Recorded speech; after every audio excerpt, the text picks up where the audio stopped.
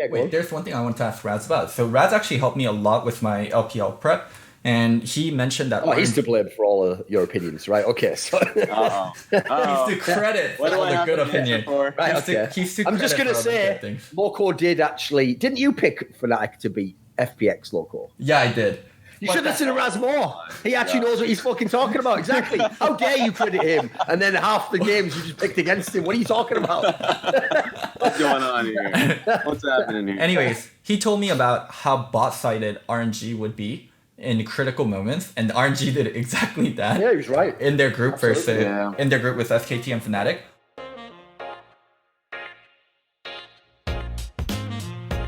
One thing I was kind of surprised by is no one really criticized Uzi but me. A lot of the casters were fawning over Uzi has 12.5 CS per minute. Like, look at this guy. And I was like, okay, that's an insane stat. Let's go back and really look in detail how he achieved this. He makes suboptimal decisions to get to that kind of CS numbers. And even with the gold he has, he sometimes does not deliver like the full like carry responsibility with that gold, especially in the second half of the group where he plays 3 Ezreal games. You cannot play to scale on Ezreal and you cannot play to be a CS vacuum on Ezreal, and he does that. Like, there's one moment where I was like, oh, he's playing the game wrong, which was when his team had Baron and they're seizing and the cannon minion's up. And as Ezreal, what you do is you protect the cannon minion and you shoot Qs. He left lane to go kill Wolf and to come back on the next wave, and the enemy team just deleted the cannon minion. This guy does not look for pokes on Ezreal. And also another analyst that I have really in high regard is Jat. When Jat did his teamfight breakdown and he broke down that SKT versus RNG teamfight, he talked about how well Uzi played because Uzi QSS flashed out of a kick. But in that fight, Uzi missed a Q on a stun target. Uzi missed a Q on a Kai'Sa that was hittable, and he attacked the ward twice. Missing Qs on Ezreal in a teamfight is extremely crucial because you get a little bit of cooldown back for hitting your Q, so your W and your E and your other Q comes up faster, and that wasn't mentioned at all, and he was just really commended for doing that QSS flash out of a kick really well. I feel like he gets off so scot-free because he has... Let's be real, Loco. Like, the problem is, and we all know this from all the top 20 lists, Uzi has entered the faker territory where no one can forget their peak, and in your brain, you always just address them as if they're at their peak, unfortunately. So, like, I mean, actually, I'd be interested on Raz's take on that in general, because I haven't heard him say it overall, because coming into this Worlds, I noticed a lot of the people who follow LPL kind of agreed with me, which is like, Uzi wasn't exactly in his best form. Like, Jackie Love actually was kind of the stud in the LPL towards the playoffs. Like, he was looking pretty good by the time IG qualified. Like, did you actually think Uzi came in the Worlds as the best ADC? Is he near peak level? It's kind of weird, isn't it? Because I definitely thought that Jackie Love came into the Worlds as a stronger AD carry, and what kind of fucking world are we in now? Right? I know. But I actually he didn't turn up to Worlds. He didn't. He didn't arrive. Well, maybe he arrived. It'd be like right in front of 5 enemy members. Just as Jackie Love was about to board the plane to go to Worlds, Name came up and he goes, Jackie, and coughed all in his face. And he goes, don't make the same mistake I did. And then Jackie Love goes, I already have. Because he's obviously thick when he dude, I agree. Like, Jackie Love really underperformed this Worlds. Like, when you consider what studs the Shy and Rookie have been, if he'd have come anywhere close to the summer form, holy shit, they might be like the number 1 team in this tournament. They would be unreal. For sure. This team would be great. I mean, a lot of their issues are team play oriented, but Jackie Love needs to be able to pick it up when Rookie, out of all players, went wild this tournament. Exactly, yeah. So what about Uzi then? So the case of AD carries, I think Uzi has actually performed really well this tournament. And I know that we're like kind of hyper-focusing on some of the mistakes that he had in these team fights, but a lot of the times, so RNG in all of these games have been set up to succeed. I'm not going to talk about the last game versus Fnatic. I feel like whatever the fuck happened. Comment Lulu into Pyke, not counterpick by Pyke, into Pyke. Well, the idea about Lulu is, like, theoretically it's a counterpick to the point where, like, hey, you know, Pyke actually loses out in execution if you get the shield and ultimate, like, boom, boom. But that's overthinking it. You just act. A Braum would have worked in there. Like, literally, there's actually so much that could have worked in that situation. Or even path towards it as a jungler if that's what your game plan is. But they're like, no, goodbye. But a lot of the moments in their games, especially versus SKT, were great setups. Like, they were in a winning position when they were going for a dragon fight. where they were setting up for it. There were actually multiple points in which RNG could have won these games. And then you just had the most overthinking situations by both Ming and Xiaohu. And I'm always the person to critique the guy who gets overhyped maybe too much. When people are coming in on an all-time high for one player, I'm like, actually, not even fucking close. That's what I did with LWX.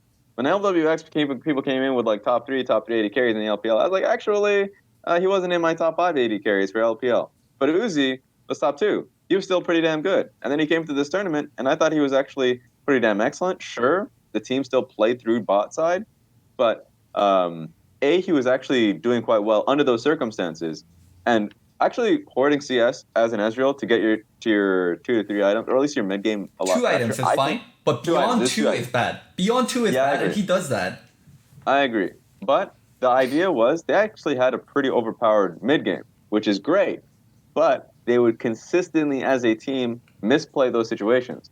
And that's why I was actually pretty harsh on Xiaohu as a player. I know Ming made a few mistakes, but Xiaohu consistently made it in pretty high octane moments on the KL. And that just sucks.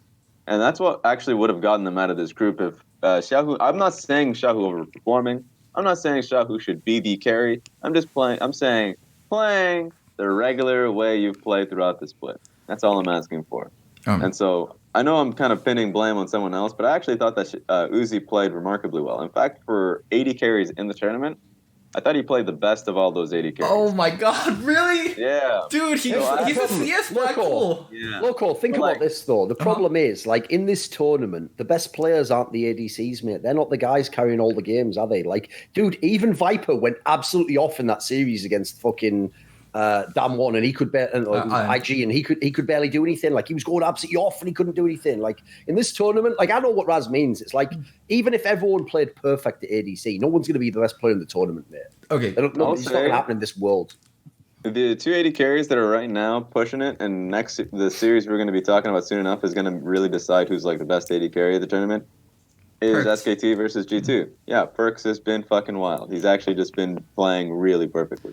So wait, I do want to finish up on the Uzi point. This is my problem with the Uzi point. Like, go for it. People like even Raz like protecting and defending Uzi. I actually think he made so much like mistakes in how he team fought and how he forced the team to play around him on Ezreal, and he's just a CS vacuum. And Spawn talking about the 12.5 CS, like the Jad and his team fight breakdown. Even Raz here telling me like Uzi was the best 80 carry in the tournament. Like, I disagree with all of these. I think like so many people are just blinded by Uzi the name, and without nameplates, and you look at how he played, for the amount of resource he's absorbing, he is not giving enough.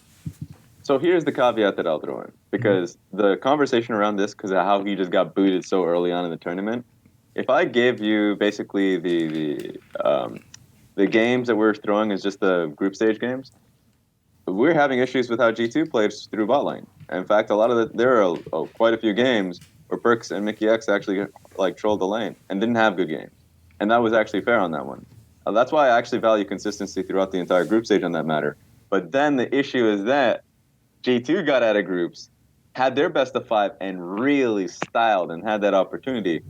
And we didn't get that, like, basically a second bit of opportunity for RNG to kind of showcase how Uzi would perform under more games. And that's why when I judge players who only were able to perform during the group stage, I judge 80 carries who were just there in the group stage. And that's why I think Uzi, from the limited games that he had, played really well in all of those games and didn't have significant errors that we saw from Reckless for sure, that we saw from Perks. Yeah. Teddy is a good case, but I thought that was a laning phase that we saw direct comparisons. I think Teddy versus Uzi is a definite good conversation to have, because we literally saw them go up against each other. And Teddy had some fucking great team fights. So actually, I'm willing, if that conversation is a really good one, and I would definitely have Teddy as like 1 and 2. We can agree to disagree, but even in the SKT game, he's in mid lane versus a Gragas with E-Flash, just waiting to get engaged on. The Xayah game versus SKT, also that Gragas 3-pointer where he landed on the Xayah and Xayah doesn't react with ult. Like, there's just so many mistakes from Uzi. You have to be responsible if you're going to ask for that much gold. I agree with that. I agree with that point. He has to be looked under a magnifying glass, not because of the name, but because of how much his team plays towards him. And under that magnifying glass, I don't think Uzi really stood up to. I actually think the you could draw the expectation. same comparison I said earlier about Naguri. It's like Uzi A was still one of the best players. It's just like if you put all the resources into the guy, you should actually be the absolute best. Like you're supposed to get everything then. So here's the thing. I think in this tournament we actually saw the not them completely playing away from Uzi, but there was specifically 1 or 2 games where they played to Long Sing for the first 5 minutes, got him a lead, and then they Sure. So that was actually an example in which Uzi wasn't getting 100%. It's actually such a weird conversation He's to have because it's ulting only top as Ezreal taking CS away. This guy just. Oh, you went under that. You got in that magnifying glass. Yeah, I mean, you told me that they would play overly to bot side, so I checked to see how overly he plays, Sure. and they do, and he doesn't deliver for how much they play towards him.